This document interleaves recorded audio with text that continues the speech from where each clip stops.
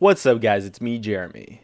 When a champion's win rate in League of Legends falls down below 42% or so, that's usually a clear indicator that that champion tends to be underpowered. As we count down the list, keep in mind we'll only be looking at win rates from Season 1 onwards, and that the win rates I provide may not be exact, but are estimates within 1% or so it is safe to say that they're accurate enough. As well, we'll only be looking at win rates that lasted for at least a week. Let's get started.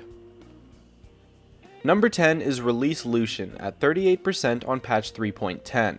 With a fairly low damage kit and extremely high mana costs, Lucian suffered a lot on his release as a champion. A bug making his Q cost double the mana lasted for a long time as well, and prevented any of his strengths from shining through. His passive was also clunky and unintuitive, and overall we were left with a lackluster AD carry that wasn't able to make up for his flaws in any way at all really. His time in the spotlight came eventually after buffs to his passive, Q, and mana regen, as well as some bug fixes, which finally bumped up his weaknesses just enough to give his power a chance to really shine through.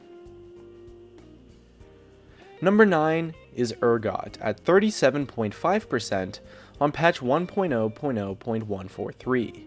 After receiving a massive nerf that lowered not only his damage but his range on his Q, E, and ultimate, Urgot's laning power and pick potential hit rock bottom, as what made him a strong pick was completely gutted on that patch. He would go on to be one of the consistently lowest win rate champions for about 2 years or so, and that consistency resulted in Urgot becoming the brunt of community jokes and the go-to comparison for any underpowered champion, until he was buffed significantly in Season 5 and came back as a strong solo laner and a reasonably strong AD carry. Number 8 is Kassadin at 37% on patch 5.4. After being overpowered as hell for about a year and going through a crazy number of nerf cycles, Kassadin received a nerf to the range on his ultimate that completely destroyed his entire kit. The range went down by a bit over 35% and ruined a lot of the techniques that made him a powerful champion. Most weren't too unhappy about this change, as Kassadin had been a pretty dominant force for a really long time, but it goes to show what happens when you take away what makes a champion strong. His already exploitable weaknesses became impossible to recover from, and even after a few buffs, he's still a somewhat weak champion today. Number 7 is Karma at 37% as well. She maintained this low win rate consistently across several patches before her rework, and it proved how necessary her rework was. A lot of people might remember the old Karma as a champion that wasn't necessarily that bad, and had a pretty cool kit with the mantra interaction, but she definitely failed to find an identity in a team and struggled in finding her optimal position and strengths over other champions. Her kit lacked strengths as a whole and didn't have too many tools to outplay opponents, and to top it off, her supportive kit was chock full of unhealthy design, so buffing her was pretty much out of the question until she could receive a full rework and became a much stronger champion. Number 6 is Tahm Kench at 36.5%. On release at patch 5.13, Tahm Kench as a champion had a really goofy kit that had a hard time finding a place in a team. People didn't really know where to play him, and he shuffled around the roles of jungle, top, and support quite a bit, all while failing to have the tools to beat opponents. He didn't really have anything going for him, with his passive being unreliable due to having a short duration, and most of the strengths in his kit being extremely difficult to take advantage of. And with low damage in his kit as a whole, he didn't really have anything to make up for it when he couldn't land 3 stacks of his passive. He's gotten some buffs since, and is finally starting to emerge as a top-tier top laner. Number 5 is Yasuo at 36%. Release Yasuo on patch 3.15 wasn't necessarily weak, but he was riddled with bugs and his kit was filled with clunky mechanics and counterintuitive elements. Sometimes his wind wall would even block his allies' skill shots, and his kit as a whole had a really hard time coming together the way it does now. He was super difficult to use and had weird animations and nuances in his kit, and as a result he was incredibly difficult to play, so hard that his kit as a whole was a lot weaker, and executing some of the tougher mechanics we see now was basically impossible. After some quality of life buffs and improving the functionality of his kit as a whole overall, he became one of the best champions in the game off of the back of his ridiculously overloaded kit. Number 4 is Evelynn at 34.5%. Similar to Karma, this version of Evelynn lasted for a long time, about a year in fact, around most of Season 2 after Evelynn had received one of the biggest nerfs ever. Her kit was insanely underpowered, and she had a really hard time finding an identity, and more importantly, finding strengths to take advantage of.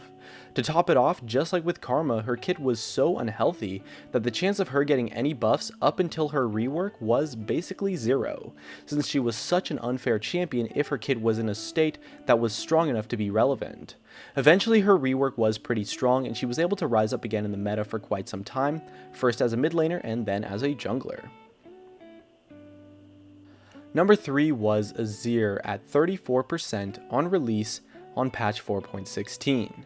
Similar to Yasuo, this release wasn't a byproduct of him being a weak champion, but rather a byproduct of him being loaded with bugs and having very poor functionality within his kit. With a kit as complex and intricate as Azir's, one error from a bug or just general clunkiness in his kit can ruin an entire combo, not to mention how easy it was to just straight up walk through his ultimate half the time. In the next patch he received literally 20 bug fixes, and would go on to receive a few small buffs until becoming the best mid lane champion in the game for quite some time. Number 2 is Bard at 33.5%. Bard on release at patch 5.5 is the clear opposite of Azir and Yasuo in that he had more than enough utility in his kit, but his incredibly high cooldowns, low damages, low stats, and a weak passive led to him being a ridiculously underpowered champion. He's a case of a champion just really having insanely low numbers in their kit, and because of that, his utility wasn't able to do enough to have the impact you would want from a support champion. His goofy kit caused players to also have a very hard time playing him, and so he was super difficult to play, but after a few buffs in the hand of a skilled Bard player, he's become a powerful support champion. And number 1 is Syndra at a whopping 27%.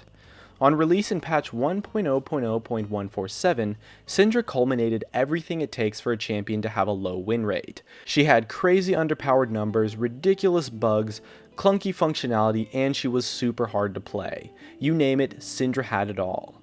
Not only was she one of the weakest champions the game has ever seen, but her kit was clunky and super difficult to use, and her stun was bugged and was really unreliable.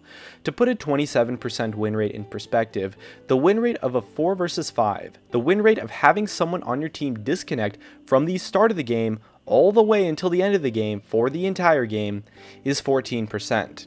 Syndra wasn't even twice as likely to win a game with an AFK on it.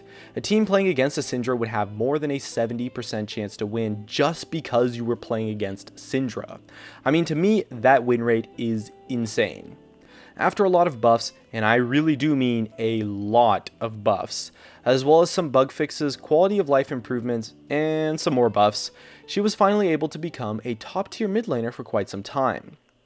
And so, at an incredible 27%, Release Syndra takes home the lowest win rate ever in the history of League of Legends. Back of Uber news, hop, we on my two shoes, engaged into a game daddy.